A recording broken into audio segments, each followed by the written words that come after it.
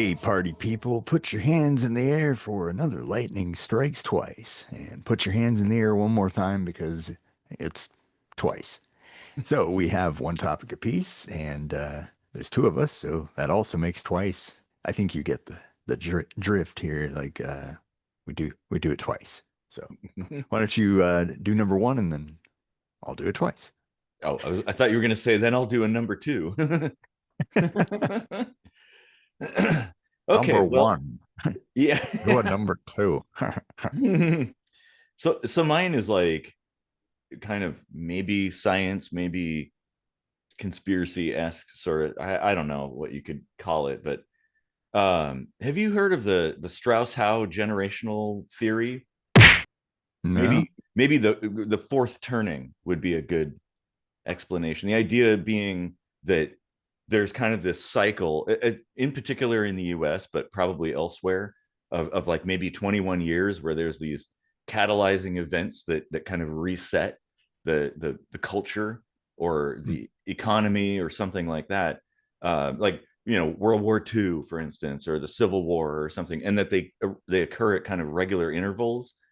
Um, it, Hmm. well, and see, there's also kind of, it ties into another thing involving like the over the course of several generations, like you have the generation that solved a big problem and everything got good, and then over a couple generations after that, they forget about all that stuff and then create those problems again, and so it kind of cycles. Huh. So what do you think about that idea? Yeah, I mean, I wouldn't think there's anything so calculated to it, but I mean there's something to that, like people forgetting what they did to get where they are and then just Mhm. falling right back into the same stupid trap Yeah, over well, and and over again, exactly. particularly with the economy. Oh yeah, well, and with wars and things like that, where people lose, like the younger generations that are coming up, like they they they have no idea what led up to previous wars and things, and economic things. It's like they make the same stupid mistakes, not really realizing, because like, oh yeah, all those people are dead now. You can't go talk to people like today. You can't go talk to people who fought in World War II. Well, you can, but there's very very few of them left. um, Yeah. and so it's like we forget and we're apt to make the same mistake again and start it all over again, like. And Well, with I war though, like I feel like since World War II, there's been a constant state of war going on in the yeah, world. So well, it's not really a cycle that's ever really ended since then. no, well, because of the Cold War, the proxy wars that were fought to, but the idea is that there's kind of this generational rotation, that there's like four stages and then it resets again. And so it's kind of, people consider it pseudoscience, but like a lot of people also give them a claim that the people who came up with this theory of like, wow, that you really studied that, and you're on to something possibly. Hmm. Because I do believe that for sure, that because I think, like, let's say the economy, right? um there's, like, say, I don't know, the you have the economic collapse or something that happens at some point in time, the Great Depression or whatever, and people have to go through that and they work their way through and they build it up, and then it gets better and it's life is good for a while, and people kind of just forget and they just take it for granted, and then it happens all over again, you Mm. know. I Yeah.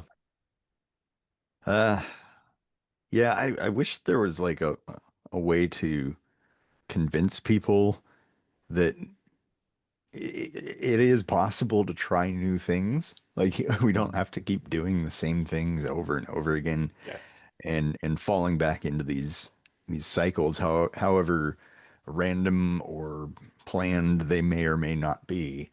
I Um, think it's systemic. It's not like, I don't believe there's mustache twirling evildoers yeah. coming up with it, like the Illuminati are behind it or whatever. No, I think it's just a natural progression of society.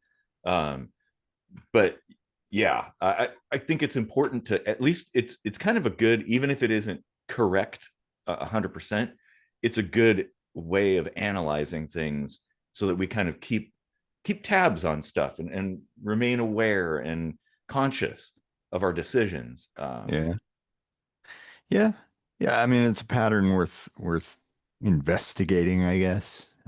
Yeah. Like, well, in this theory, what would the next turning point be? Like, Well, basically, right now, if we're following this theory, right now we're at the fourth turning, essentially. So something big is on the horizon, and I think most people would agree that it feels like it, doesn't it? Like, from 21 years. So what happened in 2004 that well, it's close to the housing crash.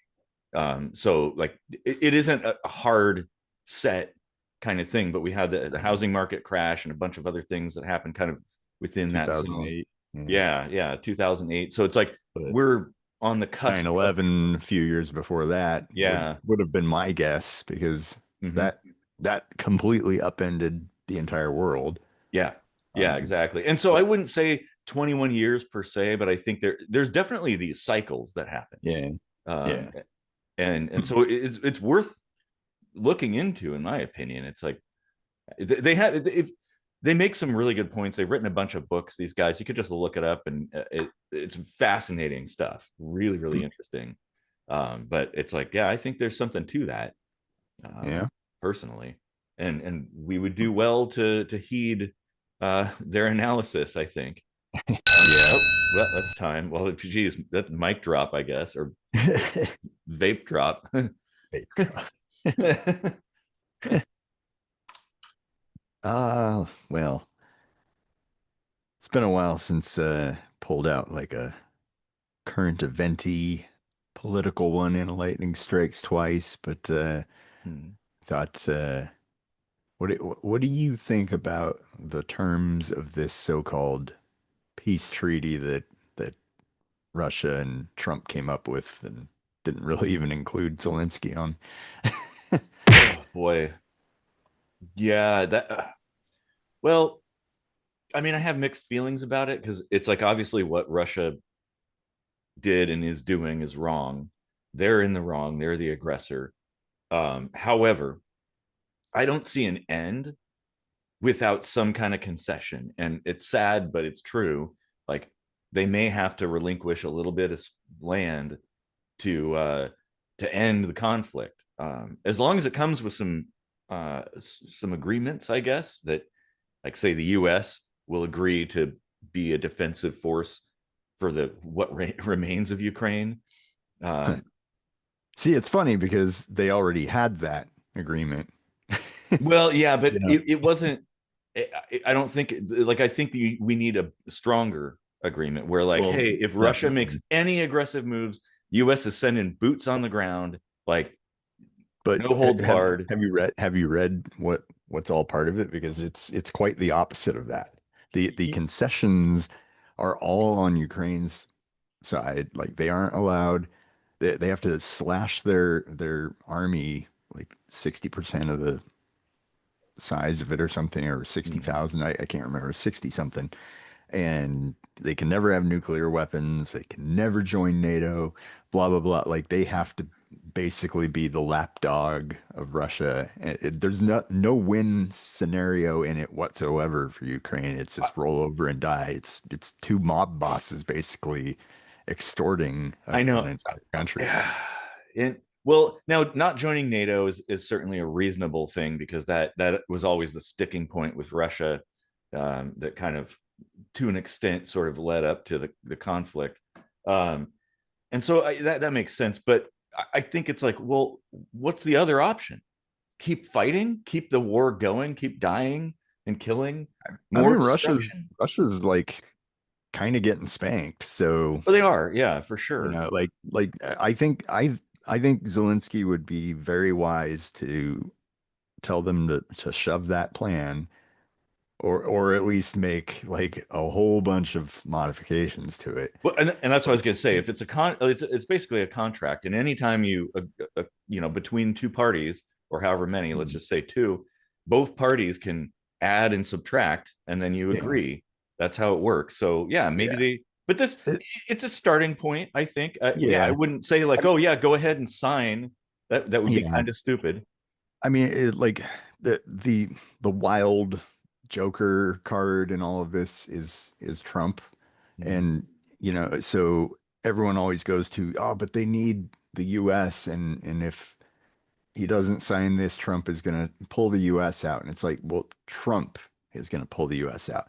But when the next president comes in, Yeah. and that could actually be pretty soon, I think that's why he's trying to hurry it up to Thanksgiving because of everything that's now kind of like all the floodgates opening with the Epstein thing. I think he sees the writing on the wall and he doesn't have much time possibly. Well, So, and you also have to factor in that there's Europe as well. They've mm, been stepping up their game a little bit. So like, yeah, but and like ideally the US should not be. logistically, it's impossible to match what the US can do, This is true. This is true. But I like ideally Europe, because like they have a much greater interest in peace there, Mm. and stopping Russia from continuing and carrying forward. I mean, Poland, I think, has put a lot of, well, Estonia too.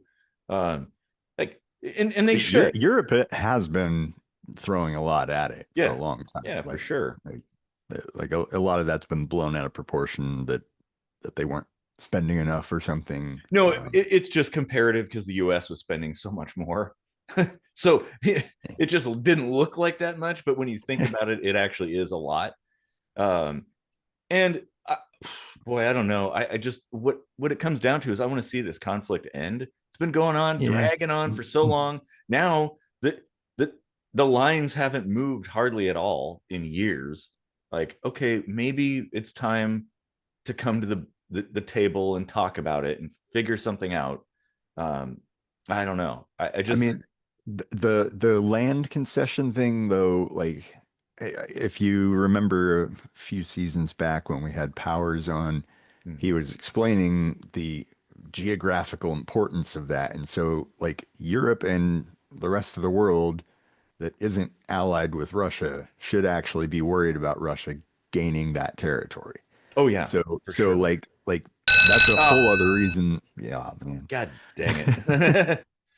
God damn it. Well, That's a good one and a very complex thing. I mean, oof, geez. we'll see how it unfolds.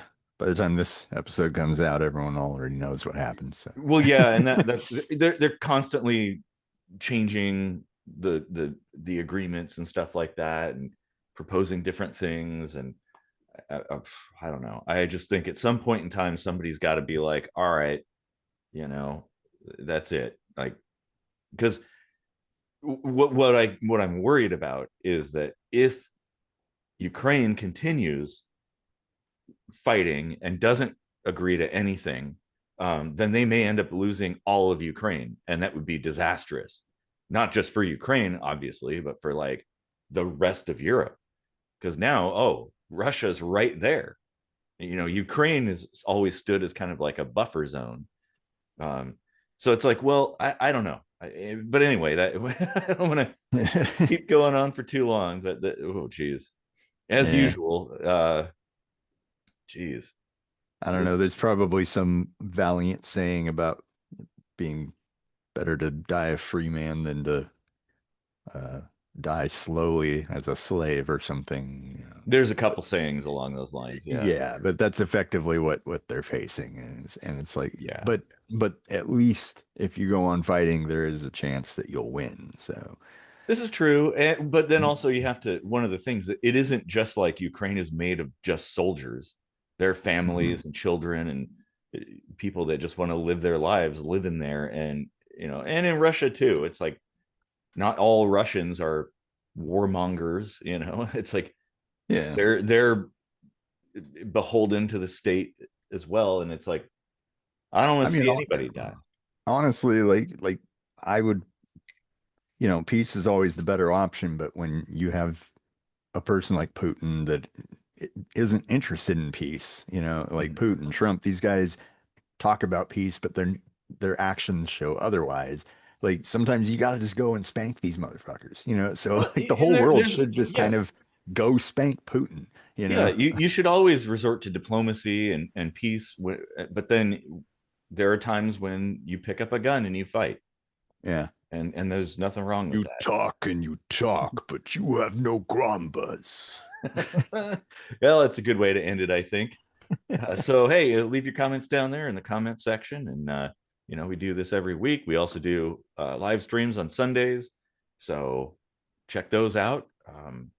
They're always fun, always meandering. Yeah, it's an adventure. So all right, everybody, take care of each other out there, and we'll see you next time.